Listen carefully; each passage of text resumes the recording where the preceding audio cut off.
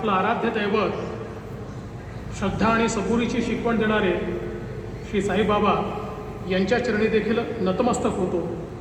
आजच्या या ऐतिहासिक कार्यक्रमामध्ये उद्घाटन आणि भूमिपूजन करण्याकरता साई चरणी आलेले अखिल विश्वातील सर्वाधिक लोकप्रिय नेते आणि आपल्या भारताचे प्रधानमंत्री आदरणीय श्री नरेंद्र मोदीजी, महाराष्ट्राचे लोकप्रिय मुख्यमंत्री माननीय एकनाथराव शिंदेजी, माननीय राज्यपालजी, माननीय उपमुख्यमंत्री अजितदादा पवार, माननीय केंद्रीय मंत्री रावसाहेब पाटील दानवे, डॉक्टर भागवत कराड, इथले भूमिपुत्र आणि या जिल्ह्याचे पालकमंत्री राधाकृष्ण विखे पाटीलजी, त्याचप्रमाणे या ठिकाणी उपस्थित असलेले गिरीश महाजनजी, आमचे कृषी मंत्री धनंजय मुंडेजी, सर्व सन्माननीय खासदार, आमदार, लोकप्रतिनिधी आणि उपस्थित सर्व माता भगिनी आणि बंधूंनो,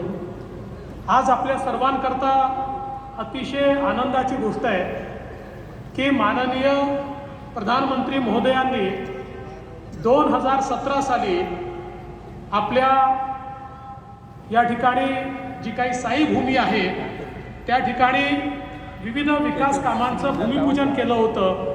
आपले सुरेश आवरेजी त्यावेळेस आपल्या समितीचे अध्यक्ष होते आणि आम्ही सगळे त्याला उपस्थित होतो आणि आज त्या सगळ्या कामांचं उद्घाटन देखील माननीय प्रधानमंत्री महोदयांच्या हातानेच होते आहे आणि साई भूमीचा हा विकास खऱ्या अर्थानं आज त्याची सुरुवात माननीय मोदी साहेबांच्या हाताने होते।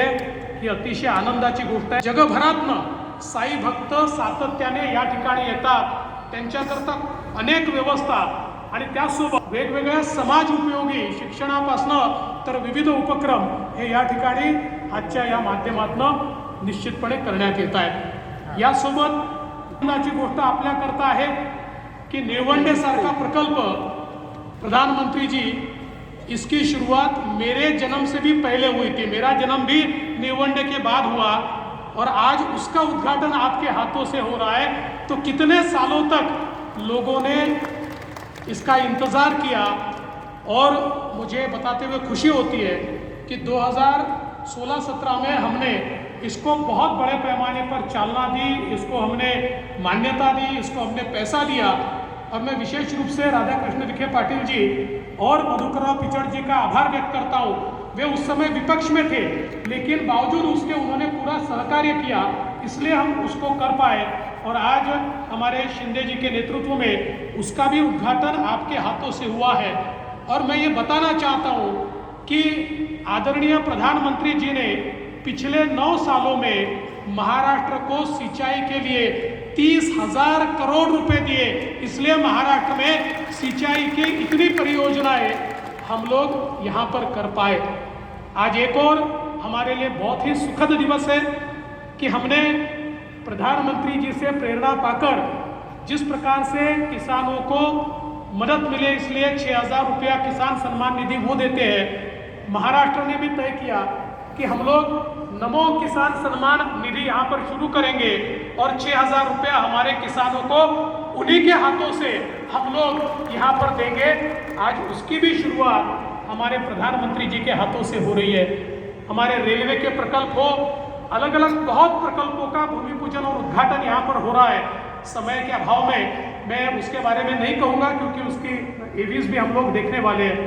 मैं प्रधानमंत्री जी को केवल एक ही निवेदन करना चाहता हूँ। आदरणीय प्रधानमंत्री जी, महाराष्ट्र का 50% इलाका ये ड्राउट प्रोन है, ये अकालग्रस्त है, सूखाग्रस्त है, यहाँ बारिश नहीं होती, यहाँ पानी नहीं है। और इस इलाके को जब तक हम लोग वहाँ पानी नहीं पहुँचाएंगे, हम महाराष्ट्र में जो आत्महत्याओं का कलंक पिछले 50 वर्षों से लगा है उसको समाप्त नहीं कर पाएंगे। और मैं ये मानता हूँ कि केवल आपके आशीर्वाद से और आपके ही नेतृत्व में हम कर सकते हैं, जिसका उल्लेख हमारे राधाकृष्ण विखे पाटिल जी ने किया। हमने जो हमारा पश्चिमी वाहिनियों का पानी, पश्चिमी नदियों का पानी जो समुद्र में जाता है, उसको हम लोग गोदावरी के बेसिन में लाकर नगर नासिक नगर से लेकर पूरे मराठवाड़ा को सुजलाम सुफलाम कर सकते हैं, इसकी पूरी व्यवस्था, उसका पूरा खाका हम लोगों ने तैयार कर लिया है, उसका प्रकल्प भी हमने तैयार किया है। और उसके साथ साथ विदर्भ में जो हमारी वैनगंगा नदी है उसके नीचे से बह के जाने वाला 100 टीएमसी पानी, उसमें से 67 टीएमसी पानी हम लोग पूरे विदर्भ के सूखे इलाके से निकालकर नलगंगा तक ला सकते हैं, जिसमें विदर्भ, मराठवाड़ा और उत्तर महाराष्ट्र, ये तीनों इलाकों को हम हमेशा के लिए सूखा मुक्त कर सकते हैं। मैं आपसे इतना ही निवेदन करना चाहता हूँ, आप आशीर्वाद दीजिए। आपने इससे पहले हमेशा हमको मदद की है, थोड़ी थोड़ी मदद इन प्रकल्पों में केंद्र सरकार भी करे। तो मैं विश्वास के साथ कहता हूँ, हमारी पीढ़ी ने तो महाराष्ट्र में, मराठवाड़ा में और विदर्भ में अकाल देखा, लेकिन आने वाली पीढ़ी मराठवाड़ा में, विदर्भ में और उत्तर महाराष्ट्र में अकाल नहीं देखेगी।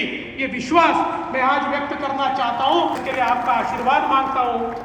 आप यहाँ पर आए, इन सारे कार्यक्रमों में आपने हमें समय दिया, इसलिए आपका बहुत बहुत आभार व्यक्त करता हूँ और अपने शब्दों को विराम देता हूँ। जय हिंद, जय महाराष्ट्र।